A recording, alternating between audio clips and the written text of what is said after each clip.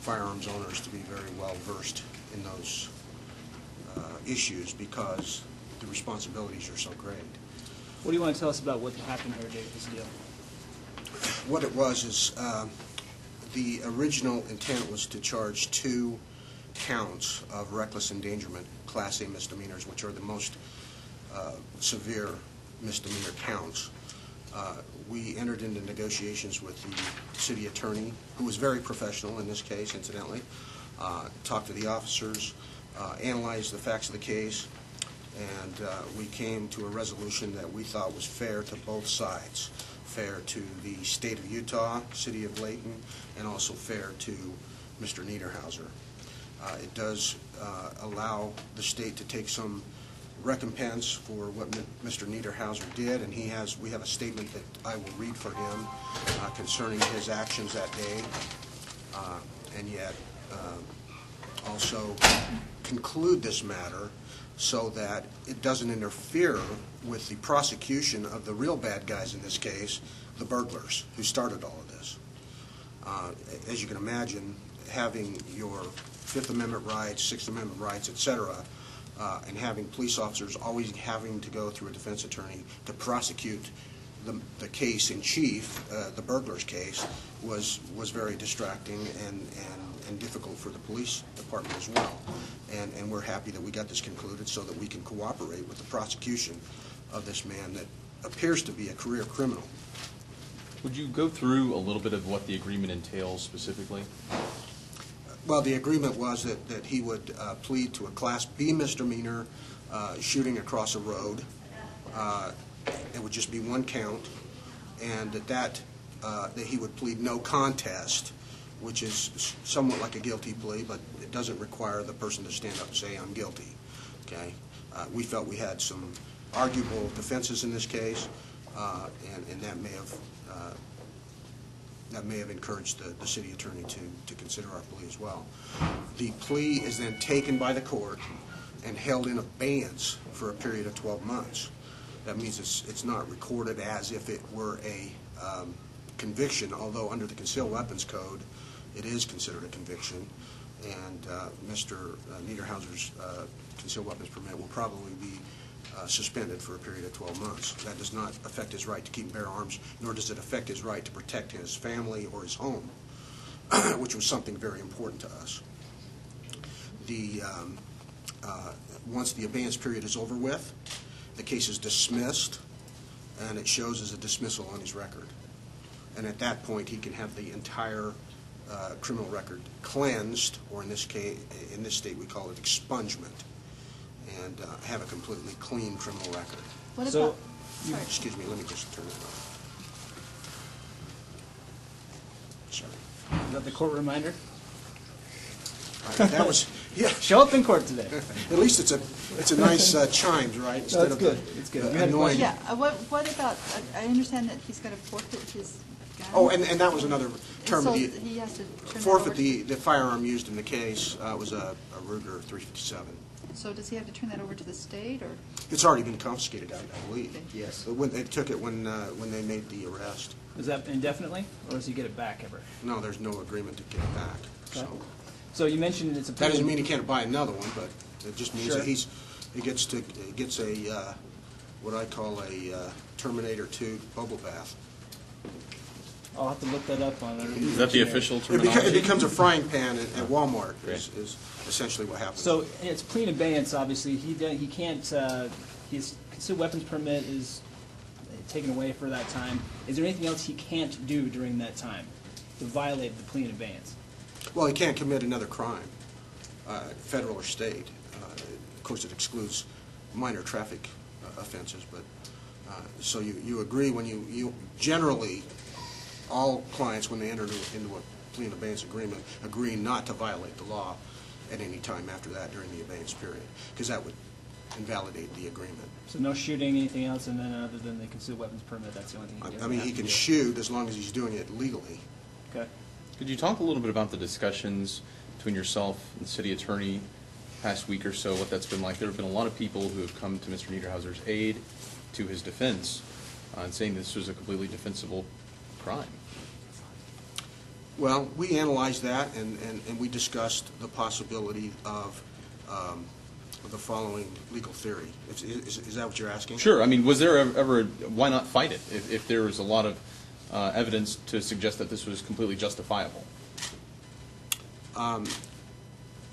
In Utah, you can use deadly force under 3 circumstances.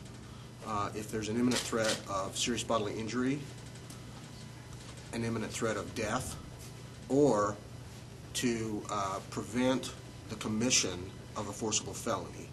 Burglary is a forcible felony, okay? The question in this case was whether or not the burglar was in the commission of the forcible felony.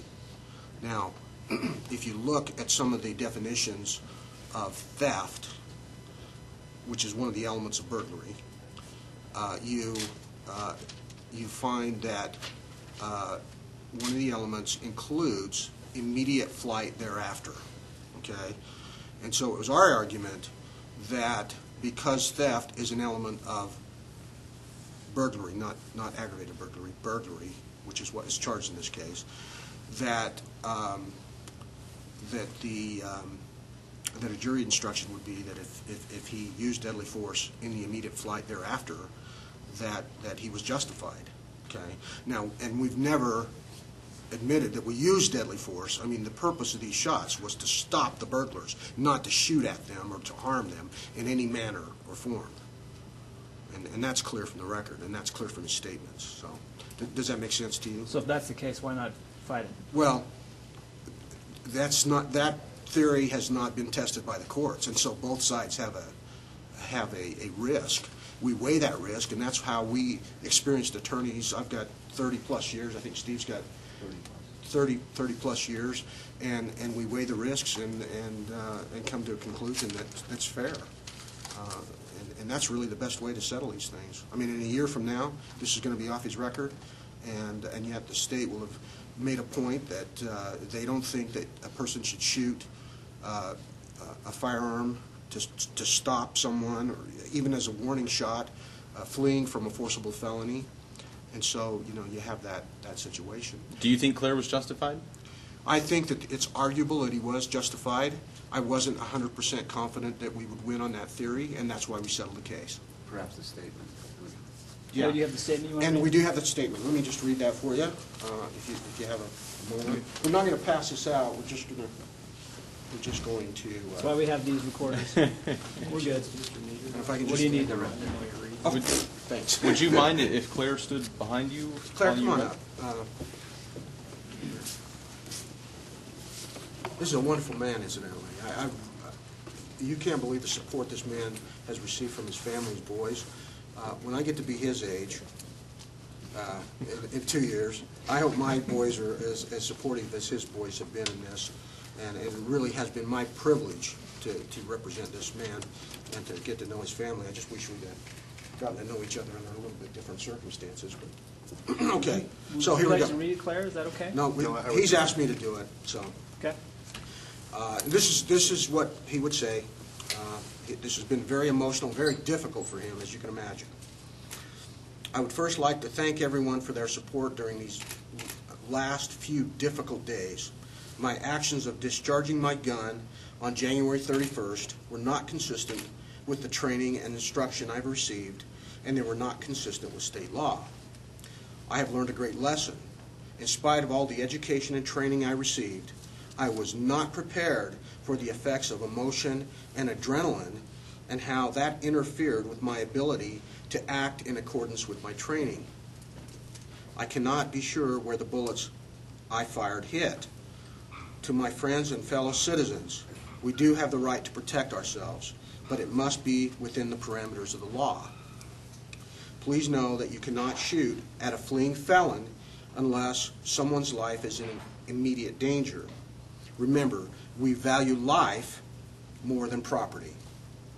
I also come to realize that my actions made the situation more difficult for the responding police, as they had to be concerned about my action as well as the fleeing felons.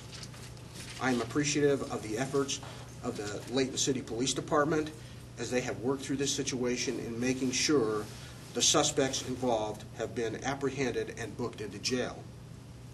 They have treated myself and my family with respect and professionalism, and I have to ditto that, incidentally. I have been treated with respect and professionalism by both the Layton Police Department as well as the City Prosecutor's Office. My actions, and this is Clare again, they have an obligation to enforce the law even if it is against victims that break the law in the process. My actions put them in a position that required them to treat me both as a victim and as a suspect. I hope the events of that day send a clear message that career criminals are not welcome in our city. And let me also state that I have grown up in Davis County. I've lived here. I train citizens in concealed weapons certification classes, and it's very, very dangerous for career criminals to come to Davis County because of the number of armed citizens that we do have. It's very dangerous work, and we encourage them to find work elsewhere, perhaps Washington, D.C., where it's safer to break into homes, but not in Davis County. This could have been a fatality if he'd walked into the house and the man had had a crowbar in his hand inside the house. So, any questions? Anything to add, Mr. Niederhauser, or is that? Okay, if you can talk to Free the legal advice tonight about self-defense law. we won't charge you for it. Oh, and well, now wait a minute, Mr. Garside was going to make a statement too. So. No, I didn't have a statement to make. I was just, if anybody had any questions regarding the matter. I do. Just for everyone's benefit, do you want to say your name and spell it for us? Steve Garside, Steve common spelling, Garside, G-A-R-S-I-D-E. So, Steve, you had this situation. It was very unique. You had Claire in shooting and robbers, as we talked about, to be able to scare them to stop. Burglars.